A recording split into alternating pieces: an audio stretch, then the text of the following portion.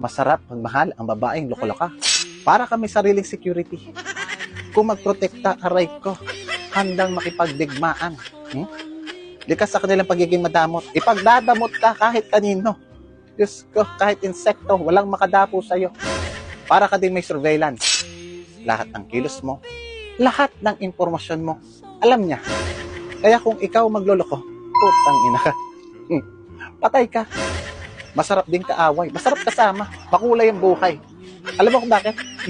Pumapalag eh. Dahil kahit ano, pwede niyong pag-awayan. Pero isipin mo, yung mga babaeng may aning-aning, dati nang meron yan. Dinagdagan mo lang. Dahil minahal mo. Naramdaman nila ang pagmamahal mo, kaya lahat ng atensyon, emotion, nakatuon sa'yo. Nagkataon na ikaw yung katabi niya, kaya binuhos sa'yo. Pero hindi ka naman namamalin ng ganyan, kundi dahil sa pagmamahal mo. Isipin mo na lang, she is crazy for you. Diba? Oh, loko-loko siya. Loko-loko ka. Eh di bagay kayo.